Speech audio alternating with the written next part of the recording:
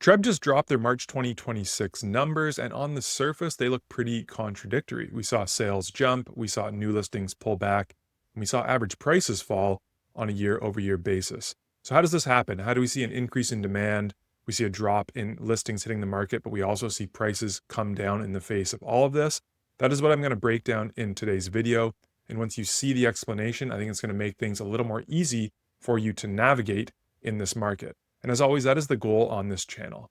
If you're new here, I'm Rob Marsiglio. I'm a sales representative with Valerie Real Estate, and every single week I break down the numbers with no fluff so that you can make more informed decisions when it comes to your home buying, home selling, or just real estate enjoying journey. If that's something that interests you, consider liking this video and subscribing to the channel. Enough of the self-promotion. Let's get right into the stats. TRREB reported 5,039 sales across the GTA in March of 2026. It's a jump of 1.7%. from where we were at last year.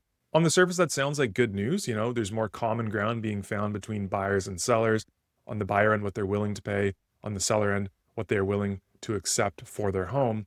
But the thing that I need you to realize is that we are comparing this March to the slowest March that we have seen really in history. And the number that we're comparing to is actually a downward revision of what was printed in the Market Watch report last year by about 60 or so sales. So that 1.7% improvement is off of an extremely low base to start with. It's not necessarily a sign that the market is taking off. It's just maybe a signal that things stopped getting worse for the time being. If we zoom out and look at the first quarter as a whole on the Habistat here, January slower sales, February slower sales than we saw last year. March, they actually have it slightly slower than March of 2025 as well. This differs from what we're seeing on TRREB and what we're seeing on the MLS when I do my searches. Bottom line, this is not a massive spring recovery. Even looking at just that first week of April we've just gone through, Easter fell early this year. It's off to a slower start than we saw in April of 2025. So calling it a spring comeback based on slightly stronger sales in March, I think people are getting a little bit ahead of themselves. That's the sales picture. Now let's look at those new listings numbers that came in way down compared to last year. We saw 14,442 new listings in March of 2026. That's down from 17,340 last year for a 16.7% drop. Pretty significant, and people are kind of framing it as sellers are holding back and the market may be starting to tighten. But I want to give you 3 specific reasons why I feel like new listings pulled back this year versus last March. The first thing we're seeing is a real slowdown in the frequency of terminations happening. Back to the Habistat here for another great comparison chart. And again, this is all of the GTA, all property types. The purple line being 2026. You can see it's well shy of the termination numbers that we are seeing in 2025. And that's right through the entire first quarter of the year. Still up from what we saw kind of in 2022 when things started to slow down, and then every other year this decade. But terminations are slowing down. When terminations slow down, it means less people relisting. And those relists do count as new listings when TRREB is counting new listings. So if you're seeing less relists, that means less new listings. The second thing we're seeing is that investors continue to shift to the rental option. They're not happy with the prices they're seeing for their rental properties, their investment properties. So instead of trying to sell them and get out, they're really choosing the slow bleed option, which is to rent it out, cash flow negative, in hopes that the market maybe turns around. And this trend is evident when we look at lease listings on the Habistat. So these are new listings for lease. So every month so far has seen 2026 outperform 2025. And when you look at the active listing story, it's the same picture. Far more active rental listings available through the first quarter of 2026 versus 2025. At the end of March, we had just over 17,000 rental listings on the Toronto MLS in the GTA, whereas in 2025, that number was just over 16,000. And the last reason that I think new listings are down is because of maybe the main narrative that people are talking about is sellers are really sitting out.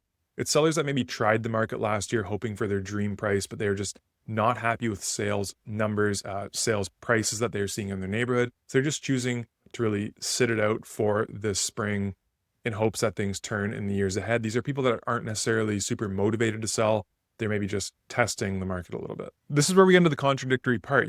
Demand, like I said, is slightly up. New listings are down. Even when you look at the active listing picture, they're definitely down from where they were at last year. So why do prices continue to fall? Basic economics tells you that when demand is up and supply is down, prices should rise. So yes, while it's true that active listings are down on the sales side, you can see that they're only down compared to 2025. We are still well clear of the kind of 14,920 active listings we had at the end of March 2024. Almost 7,000 more active listings at the end of this March than we saw at the kind of previous highest year that wasn't 2025. So that's still a lot of inventory out there to sell through. We're still seeing months of inventory up in that balanced to buyer's market territory across the board. So this is the reason why prices are still coming down. Yes, inventory is down, but it is still elevated compared to historical numbers that we have seen. Another way to illustrate just how slow that market is looking at the listing and property days on market. So listing days on market, according to TRREB, is up about 29.2%, and the average property days on market is up 27%. Back to the Habistat to just show you where that lines up this decade, you can see that 2026, even in spite of reduced inventory, that median days on market now, so we're cutting off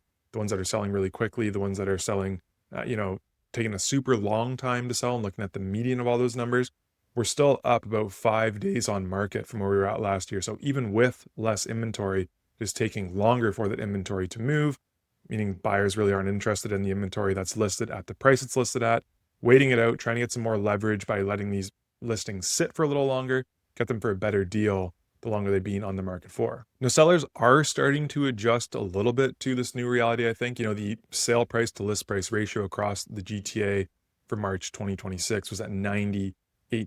So sellers, like it says here, aren't necessarily winning. They're just starting to adjust their list prices. And again, to prove that I'm not just talking out of my butt here, we look at the median list price right across the GTA, and you can see that 2026 lines up very nicely to what we saw in 2021. So list prices that sellers are trying to get have backtracked about 5 years. They're no longer stretching for those list prices they were hoping for from 2022 really all the way through 2025. Let's bring everything together that we just talked about for buyers and sellers and give you some actionable steps in today's market. So for buyers, prices are still down year over year. Negotiating room is still there. Negotiating is still in play. And I feel like this window of opportunity is still opening. Some people might argue it's closing because we're getting to a bottom. I feel like it's still opening for buyers. So I've been preaching this a lot on the channel. Practice patience in this market, I think, is how buyers are going to be winning. For sellers, the numbers that you need to be looking at are those days on market. It's still rising sharply year over year. You need to price to the market or under the market from day one, or your property is going to be sitting there. And again, if you're not a motivated seller that doesn't have to sell, I don't really encourage you to try selling in this market, because buyers definitely do have the upper hand. And if you are just somebody who enjoys watching the real estate market and following along with this content, and you want to know where the market is going, I think, again, it's just wait. Let's see how things shake out in May, June. I haven't seen a big increase in trajectory of new listings coming to market or active listings on the market. I think we will definitely peak out less than where we're at in 2025. Let's see if April strengthens as we get into the month. Again, Easter is a big weekend in April where things really shut down for 4 days. That came later last year. So expect those sales numbers to maybe catch up and maybe surpass what we saw in April 2025 as well. But again, measuring against a year that was historically weak is not going to tell us anything about whether the market is really bouncing back, just maybe whether it's found its bottom, whether it's found its very absolute basement for activity before things correct in the years ahead. The GTA numbers for March 2026 do not show a recovery. If anything, they show stabilization, and stabilization in a way that is still giving buyers the upper hand in this market. Things are not getting better based on this 1 month of data. The story is that things stop getting worse for 1 month. But again, you cannot make a decision based on 1 month of data. And that is why I invite you back here every single week, where I will continue to break these things down. Leave a comment below to let me know what you want to see in future videos, what you are seeing in the market out there right now. Now, as always, I invite you to book a call with me directly in my calendar using the Calendly link in the description of this video. If you got some value out of the content of this video, consider liking it and subscribing to the channel so you don't miss anything going forward. It also helps me reach more great people just like you who want to make data-driven decisions. Thank you so much for sticking with me right through to the end of another video. Till we speak again next time, please stay safe and cheers.